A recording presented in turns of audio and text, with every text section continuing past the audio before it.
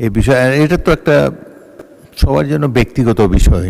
কেউ সালাম দেবে, কেউ করবে। সারা পৃথিবীর সংসদে এরকম আছে।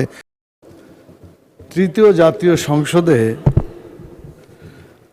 এই রুলস অফ প্রসিডিউর বাংলা কার্যপ্রণালী বিধিতে সংসদে ঢোকার পরে মাথা ঝুঁকিয়ে সম্মান প্রদর্শন করে ঢোকার কথা।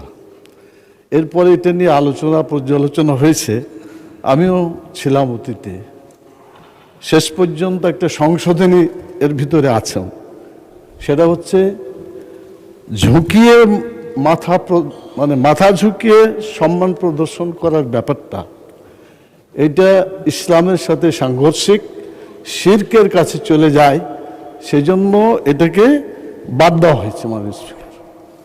তো আমি মাঝে মাঝে খেয়াল করি, সুন্দরভাবে আপনি সালাম দেন, আমরাও সালাম দিই, জবাব দিই, কিন্তু পরবর্তী পর্যায়ে একটু দেখা যায় এরকম করে একটু ওই আগের ঝুঁকনিটা এখনো আছে, আপনারও আছে, মাননীয় ডেপুটি স্পিকারও আছে।